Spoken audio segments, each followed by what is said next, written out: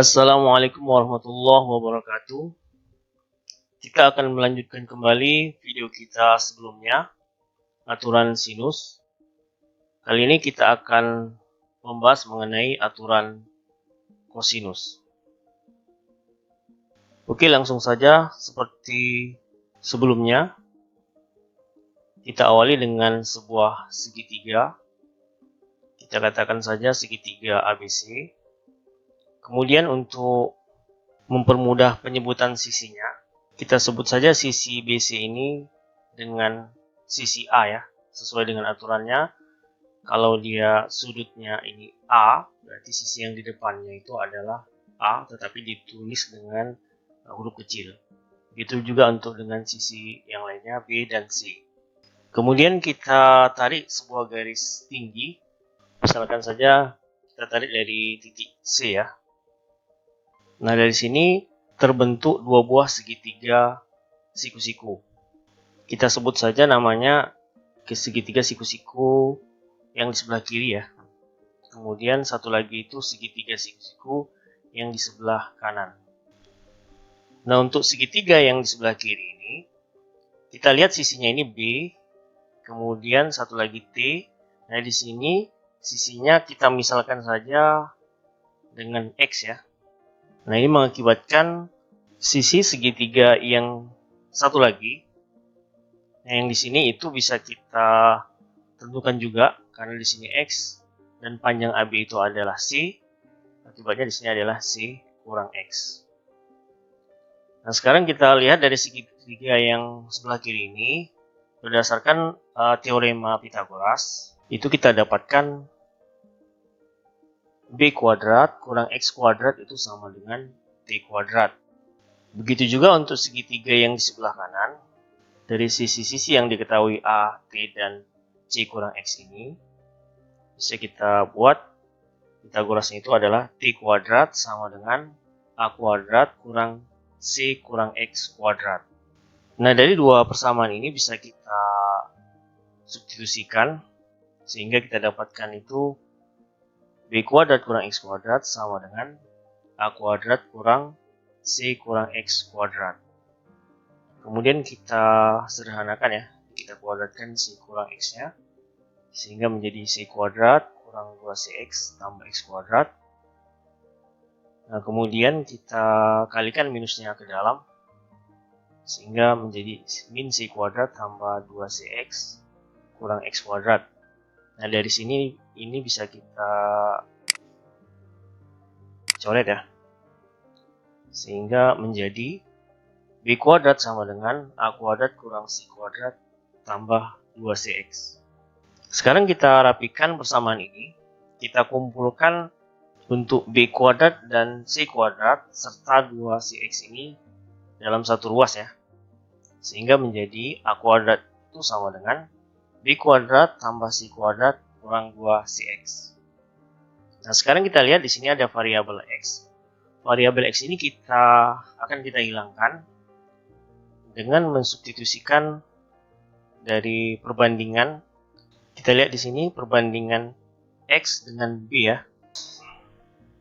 Atau bisa kita buat menjadi B cos A itu sama dengan X.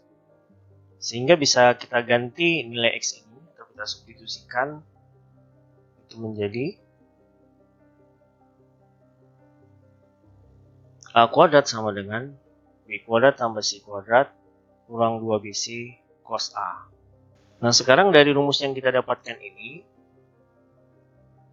kalau kita lihat sebenarnya bentuknya ini memiliki pola ya. Kita lihat di sini, A kuadrat sama dengan B kuadrat tambah C kuadrat kurang 2BC. Di sini BC muncul lagi di sini BC, kemudian kosinus sudut yang di depan dari sisi A ini tadi. Atau bisa kita katakan bahwa sisi kuadrat itu sama dengan jumlah kuadrat dari sisi yang lainnya dikurang dengan 2 kali perkalian sisi yang lainnya tersebut, kemudian dikali dengan kosinus sudut yang di depan sisi yang pertama ini tadi. Sehingga bisa kita buat B kuadrat itu sama juga dengan A kuadrat tambah C kuadrat kurang 2AC cos B. Dan satu lagi, C kuadrat itu sama dengan A kuadrat tambah B kuadrat kurang 2AB cos C. Nah, inilah rumus umum ya dalam aturan kosinus. Sekarang kita lihat untuk ciri-ciri atau karakteristik soal dengan aturan kosinus. Yang pertama itu adalah jika diketahui ketiga sisinya.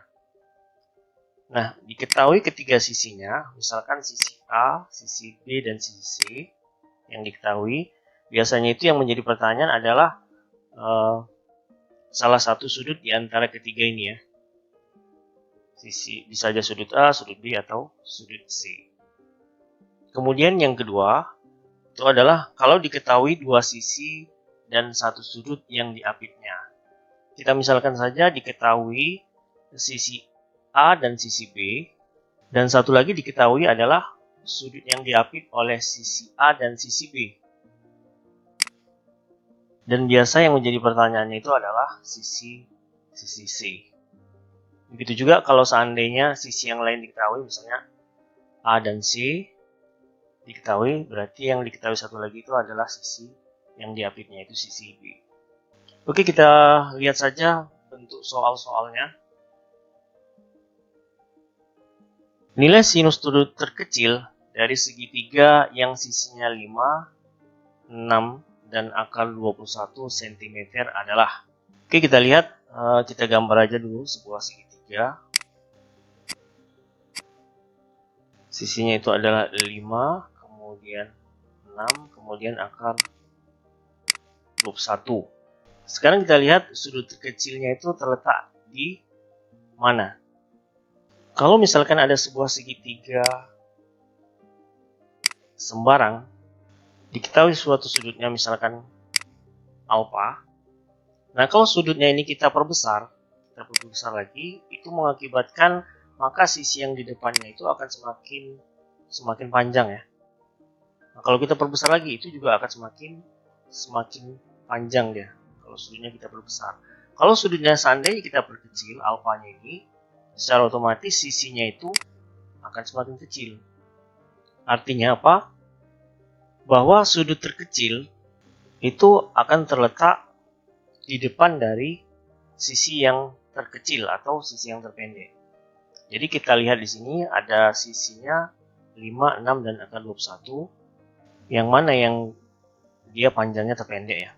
Jadi kalau ini akar 21, ini kita lihat dalam bentuk akar, berarti ini adalah akar 25 ya. Dan ini adalah akar 36, sehingga sudut yang terkecil itu tentunya akan di depan akar 21. Jadi ini sudut yang terkecilnya, kita misalkan saja ini adalah alfa. Nah, berdasarkan aturan kosinus, bisa kita tentukan sudutnya ya. Jadi kita buat akar 21 kuadrat sama dengan 6 kuadrat tambah 5 kuadrat kurang 2 kali 6 kali 5 kali kosinus alfa. Kita sederhanakan 21 36 tambah 25 kurang 60 ya. Kosinus alfa ini adalah 61 ya. Sehingga bisa kita buat 60 kosinus alfa itu sama juga 61 kurang 21. Jadi 60 kosinus alfa sama juga dengan 40. Berarti kita dapatkan itu kosinus alfa sama juga dengan 40 per 60, atau sama-sama kita bagi dengan 20, itu hasilnya 2 per 3. Nah, kemudian yang menjadi pertanyaan itu adalah sinusnya ya.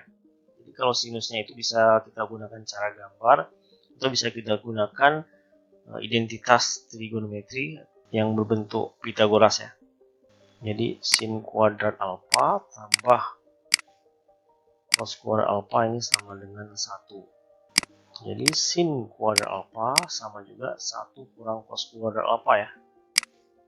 Jadi 2 per 3 kuadrat sama juga 1 kurang 4/9, atau sama juga dengan 9 kurang 4, 5/9 ya.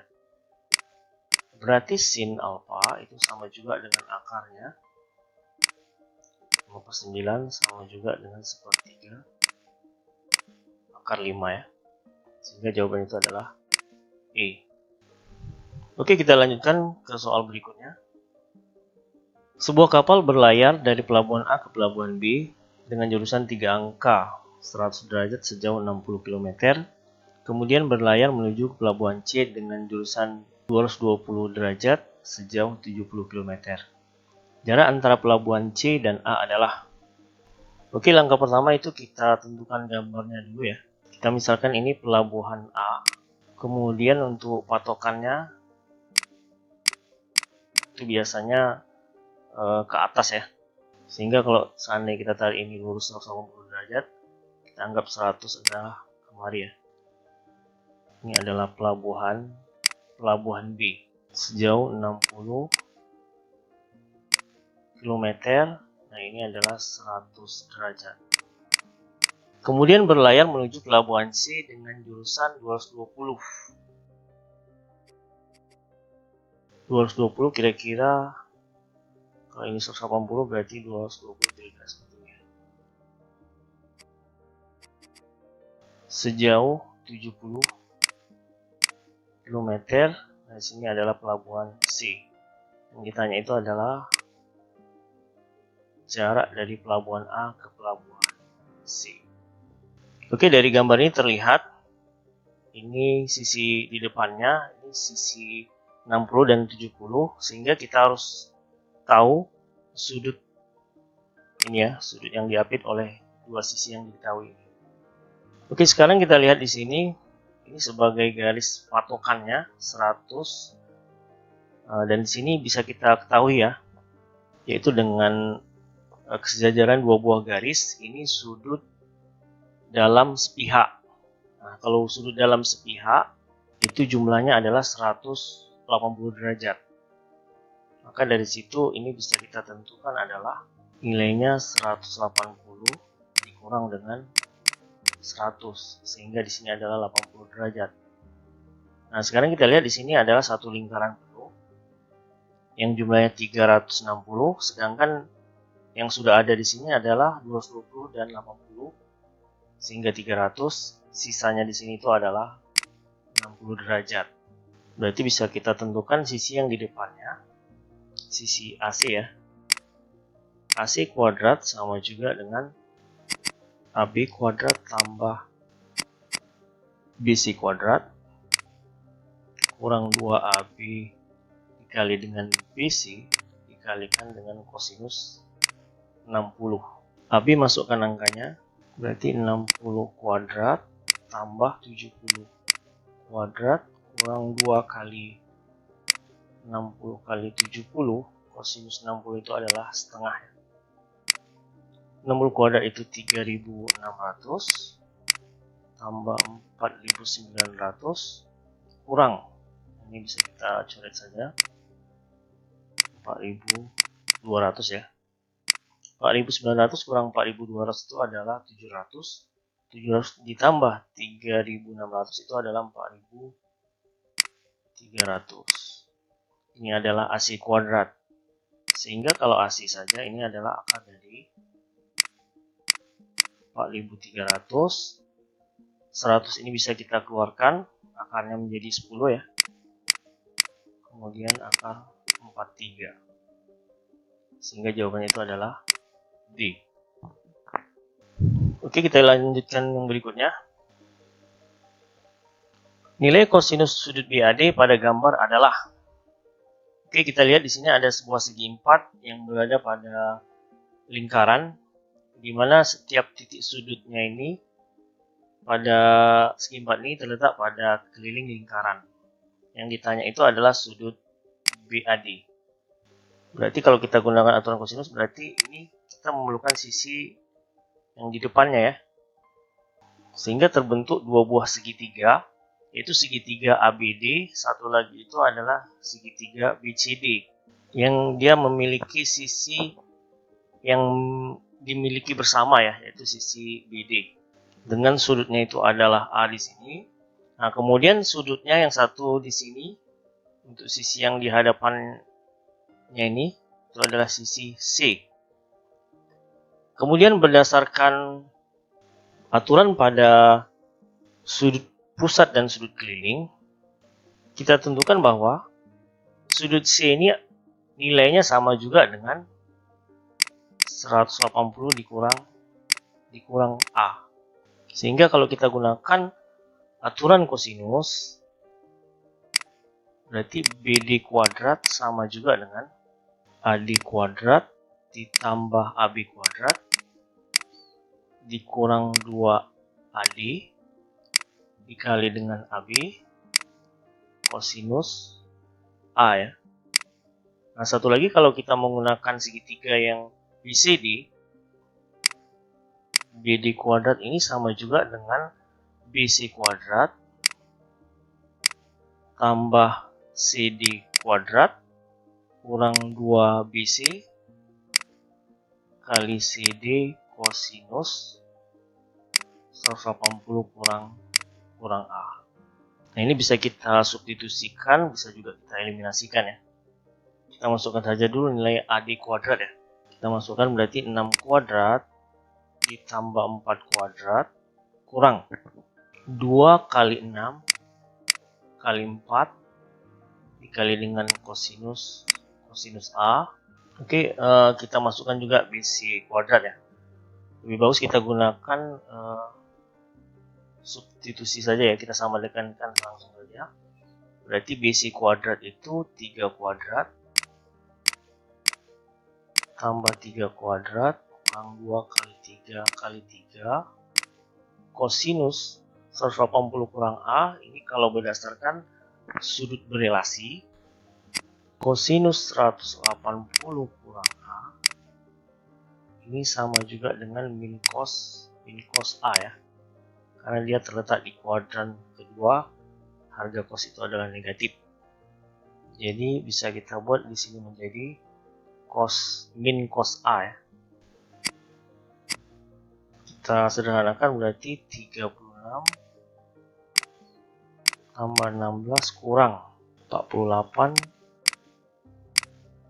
cos A sama juga dengan 9 tambah 9 kurang 18 ya, ini minus berarti positif 18 cos A.